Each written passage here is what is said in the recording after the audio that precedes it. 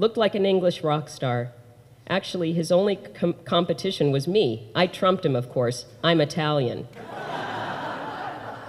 Luckily, Italians were in at the time. Wait a minute, we still are.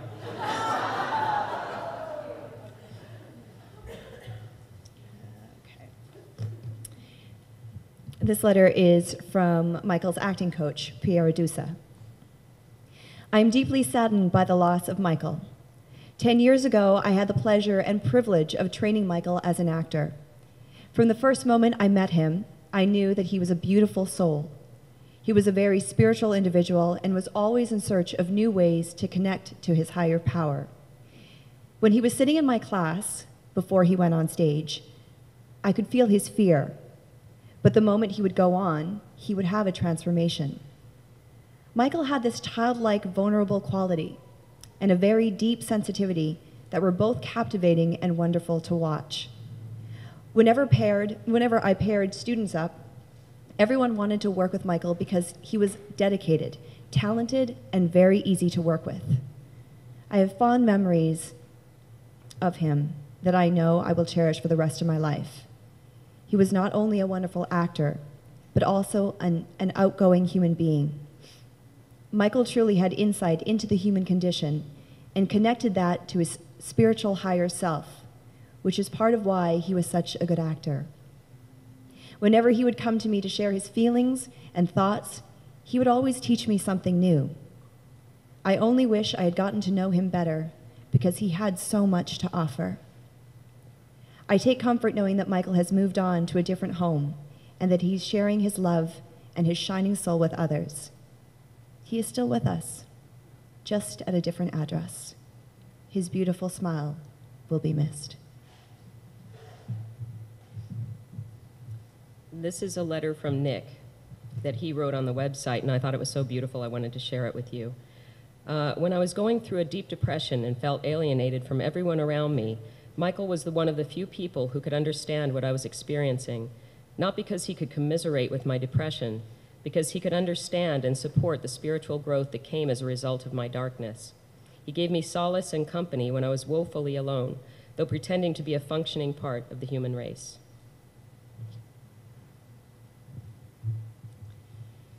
And this letter is from Maggie, who, along with her husband Carlos, are the new owners of Service and Taylor. Michael's greatest complaint about me was always that I talked too much. If only he had known that all he had to do was die for me to be speechless, he would have willingly died years ago.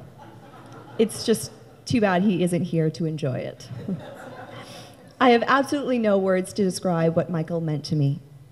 We worked together as a great team for 14 years at his store, but he was never my boss. He was my coworker, my teacher, my mentor, my friend, and even my best enemy. Of course, I also got to enjoy many of those life lessons and the lecturing he would so willingly deliver. Michael and I had lots of fun working together, helping customers. Although always professional, respectful, and ethical, good jokes and sense of humor were the common thing. When people would ask, wondering who the boss was, he would say, "I'm the owner, but she is the boss." And we'd laugh really hard. I can still hear that laughter in my head. After all these years, we just became family. And when those of us who were closer to him started realizing something was wrong with him, we really tried to get closer and help. I was really lucky to be able to express to him all he meant to me and my family, and how he did not have to go through it alone. But Michael had a hard time making us a part of it. Fortunately, toward the end, we had a chance to be there with and for him, to make sure his transition was as painless and peaceful as possible. The truth is, I really miss him. His smile, his kindness, his generosity, even his lectures. It's going to take time to fill the void he leaves with us today, but I am certainly grateful that he was and is a part of our lives. So long, my dear friend. All right, I'm gonna, can you you bring up that first slide? I have a little, it's not a PowerPoint, but it's a little organized.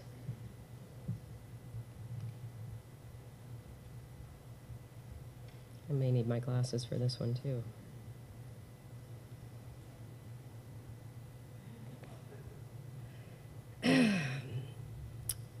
My name is Susan Weingartner. I'm Michael Taylor's ex-wife, and I am the angriest dog in the world. For anybody who knew us when we were together, Michael told everybody I was the angriest dog in the world. I actually found this. It was a David Lynch cartoon back in the 80s that would appear weekly in the LA Reader. And so Michael always took great pleasure in pulling it out every week and showing me what I was doing. And it was always the same. As you can see, it says, "The dog who is so angry he cannot move. He cannot sleep. He cannot eat. He can just barely growl. Bound so tightly with tension and anger, he approaches the state of rigor mortis."